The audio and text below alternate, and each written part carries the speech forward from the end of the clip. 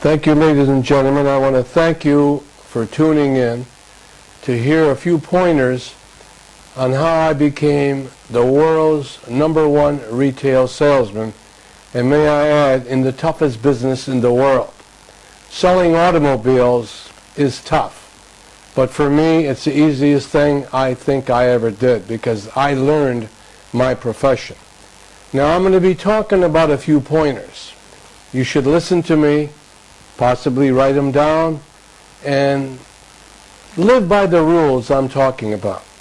First off, I want to tell you that I'm not ATA-NA. Now you're probably wondering, what is ATA-NA? All talk and no action. There's a lot of speakers and a lot of people telling other people, my brothers and sisters, how to do it, and they have never been in the firing line. They're talking through theory. I'm talking through experience. And I tell people this, that if Joe Girard can do it, you can do it. I'm not better than you. I have 2 legs, 2 arms, 2 eyes, and 2 ears. But there's one thing I have that I programmed well. That little piece of brain that I honed and honed like you won't believe, to make myself perfect in every way.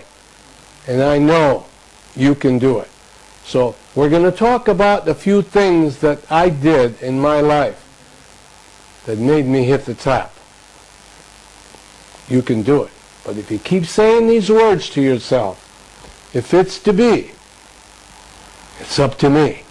Nobody is going to do nothing for you. I'll tell you that right now. Nobody. You're the only person that can do anything you want to do. You are the captain of your ship.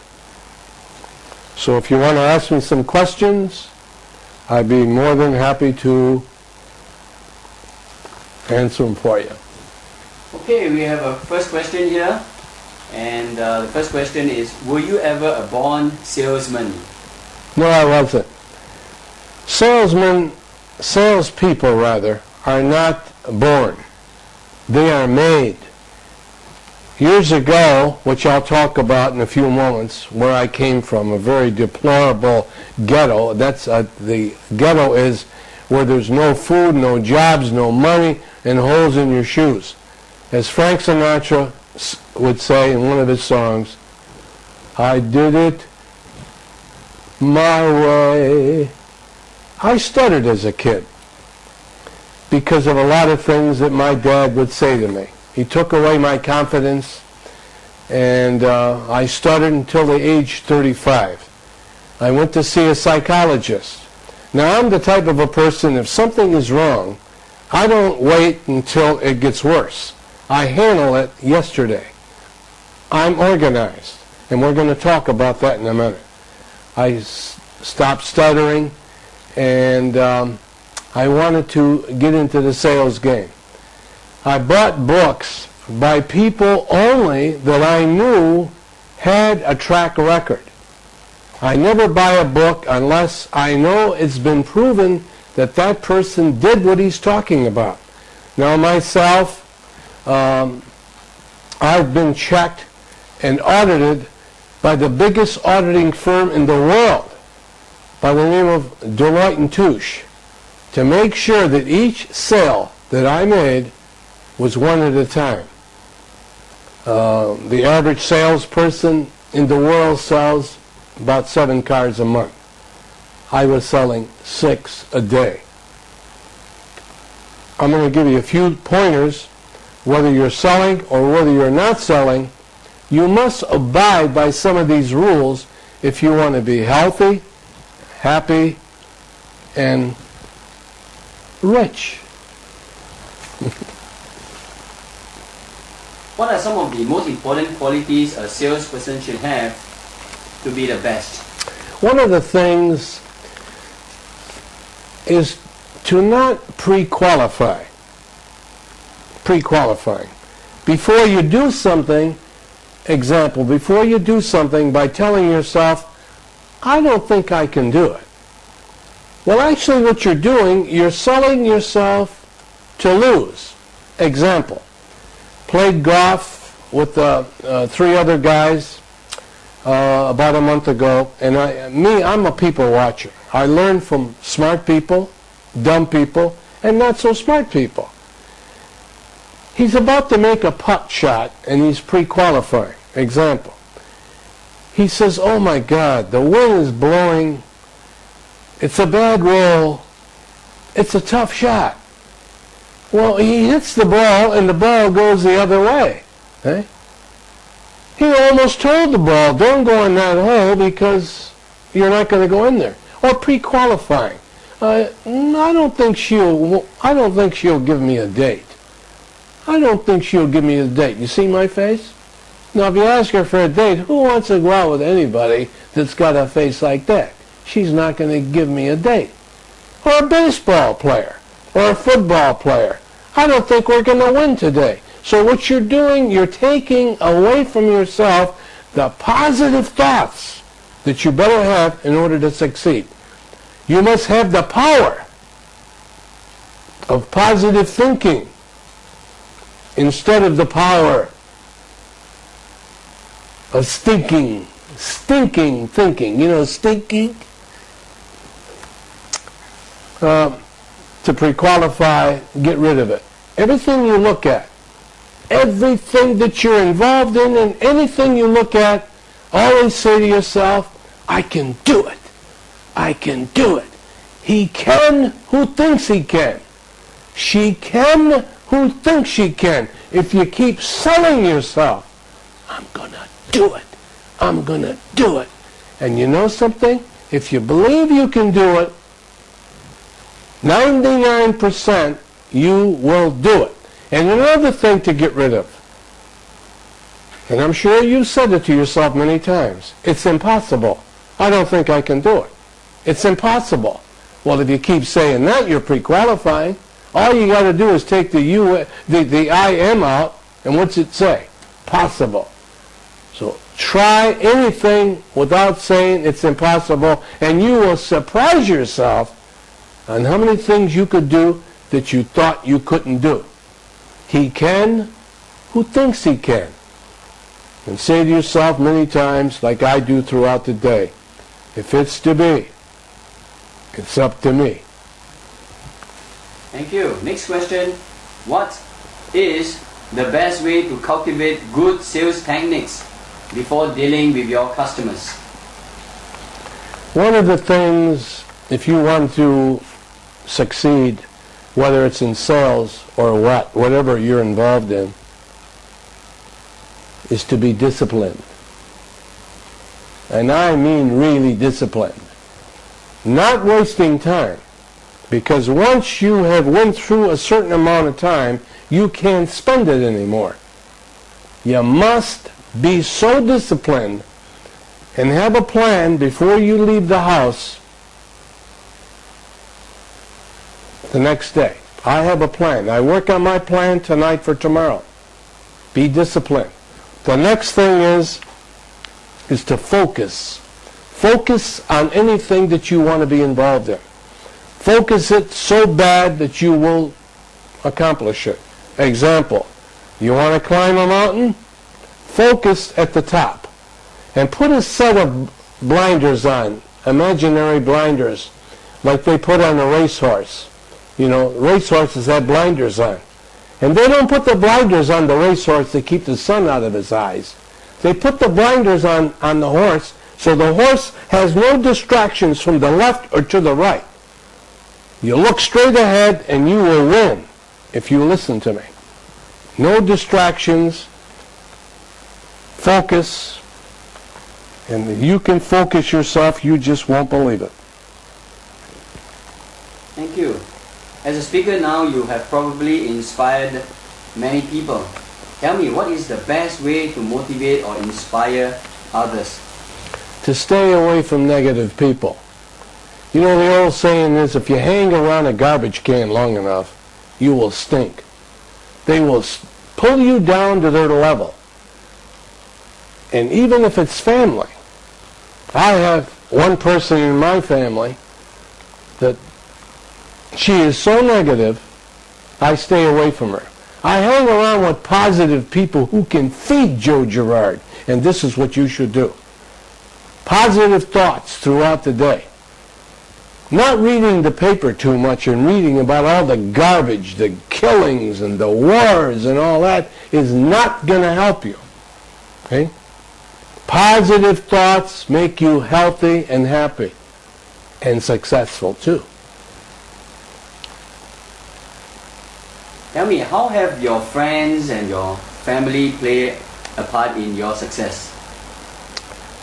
Well, you know, many years ago, as I grew up in the ghettos of Detroit, Michigan, I had a father. I don't know why he didn't like me. He used to beat me and hit me and tell me that I was no good and that I was a no good bum. And hadn't I had a beautiful mother at the time who would sell me and tell me, don't listen to him. Show him that you can be good. One day she took me to a window and she says, you know, Joey, out there's something for everybody. Go out and find it and show him that he's wrong. We understand that you come from a very poor environment. What is the one factor that makes you want to succeed and break the poverty surroundings? Is to prove to my father that he was wrong.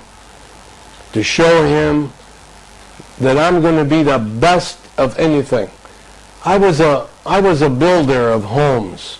I used to build homes. I built homes for 13 years and doing quite well. And not once did my father ever say, I'm proud of you. Never said it to me. In 1963, at age 35, I lost a $3 million building business. And when I did, he says, I told you you're nothing but a bum. I lost my home. I lost everything. I got a job selling cars just to bring home a bag of groceries for my wife and 2 kids. And because I start putting good thoughts into my head, 3 years later, at age 38, in 1966, they named me the #1 salesman in the world because I believed. Because I believed. From anything negative, there's something positive. My father was negative, and I turned it around. And I says, I'm going to show him. You see? If somebody says you can't do it, they're handing you a challenge. They're telling you, I have faith in you. When somebody says you can't do it, turn it around and say, I'm going to show them that they have faith in me and I'm going to do it. Like I said, anything negative, there's something positive. Tell us, what are the Joe Girard's 4 rules? When you sleep and somebody rings the telephone, say 3 o'clock in the morning, what do you tell them? This is a heck of a time to call me. I'm sleeping. Call me tomorrow. You don't want to be bothered, do you? All right. How about when you're eating and somebody calls you on the phone and your wife answers the phone? What do you say? Tell them I'll call them later. You don't want to be bothered, do you?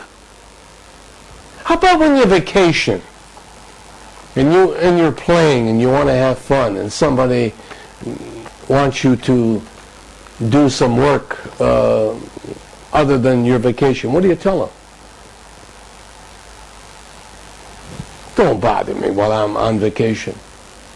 Well, now we get down to work.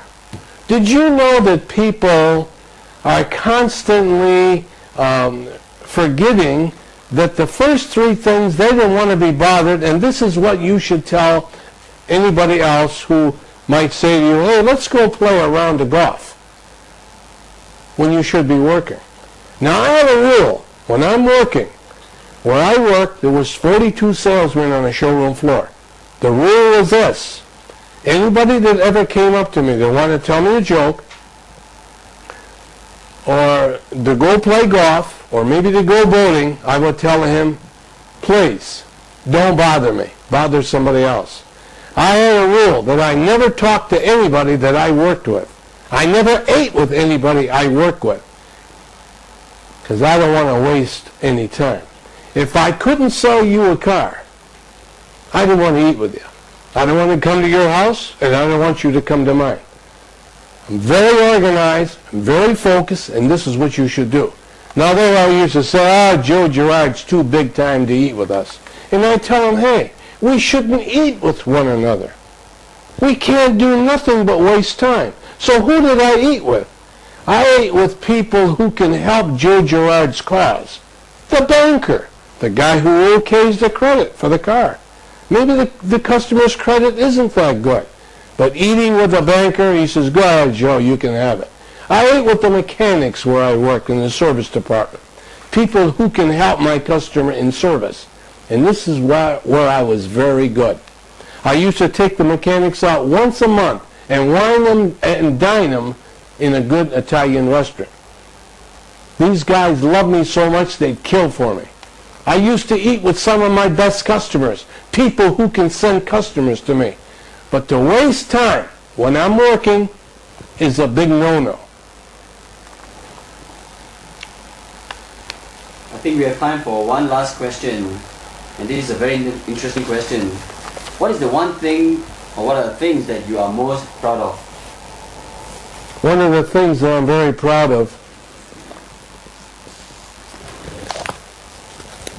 is the Guinness Book of World Records. I'm the only salesman that's ever been in the Guinness Book of World Records, and I'm very proud of it for one reason. I didn't have to eat 10,000 bananas to get in here. I got in here because I worked. But I put a word in back of work to make it work, and it's called smart work. So there you got it. You can be what you want to be if you want it. If you want it bad enough. And you know something? I'm rooting for you because I love you. Thank you very much. Thank you.